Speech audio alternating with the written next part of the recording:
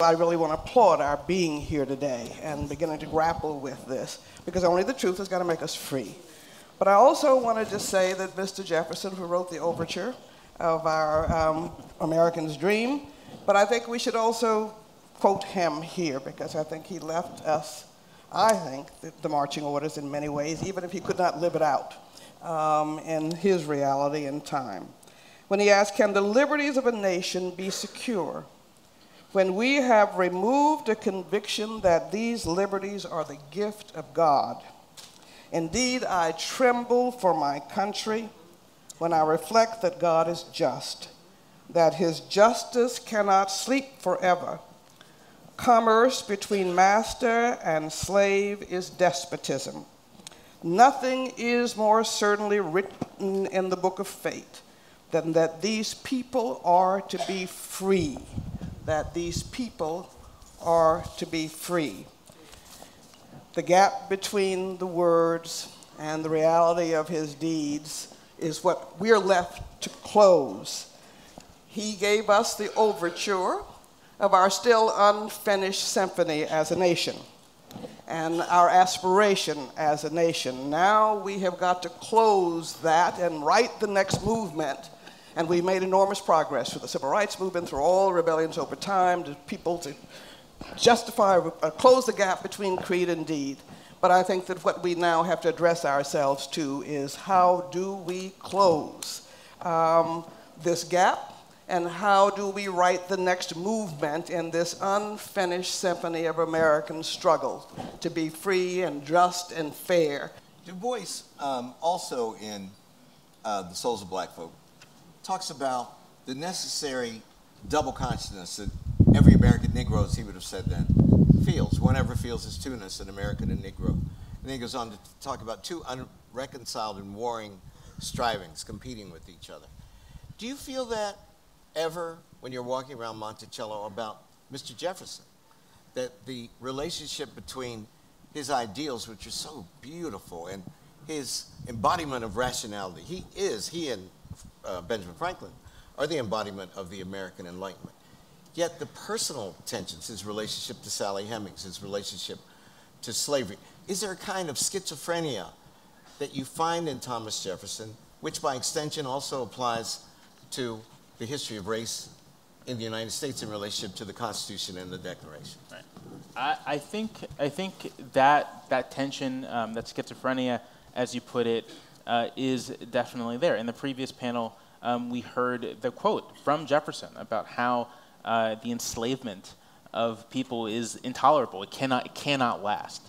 Jefferson recognized what calamity that could bring, and knowing his close relationships with the people enslaved on this mountain, it's, I think, more than abundant that he felt and understood that tension. It's very much a part of him. I think it extends outwards into our country and our ideals and how we conceive of ourselves. I mean, it really is. It really is kind of perfect in this darkly comic way that the election of Barack Obama might be followed by the election of Donald Trump. I mean, like, I couldn't write it better. I couldn't write it better as a reflection of this schizophrenia, as a reflection of these tensions in American society. As an anti-narrative in a bizarro world, right? Right. Marion gave this wonderful quote about, that's somehow on the Jefferson Memorial. Well, there was the other part of that quote. There was something that was clear to him, that these people were to be free, but they were supposed to be somewhere else. That they would meet, black people would meet their freedom in another country, then commune with white people and a white nation and a black nation, having comity and trade and so forth in that way. He did not believe, he did not see how black and white people could live together in harmony. And that's just a fact. He didn't see that. And many of his generation couldn't see that as well. That was the liberal position. Emancipation and then expatriation. The conservative position was, you stay in slavery. And that was the attitude. So we see this person who saw himself as a progressive, but thought that was what progressivism was, that African Americans could never achieve freedom in this particular place. Now, this is the thing that makes Jefferson problematic to so many people today. Because as John said, it's like to talk about how progressive we are, how much forward we have come, and to say, look at him, you know, he said that blacks and whites couldn't live together. Of course they can. Well, he was more prophetic than we could have imagined. He's prophetic in a way that we don't like to admit. There has been a struggle. He talks about the possibility of a race war if blacks and whites existed on this continent together for any length of time, with blacks in freedom. And in fact, we have had not a race war in the sense that everybody getting their guns and shooting each other, but certainly lynching, economic violence, political violence, the kinds of things we're talking about, the sort of wealth gap. We've been conflicted.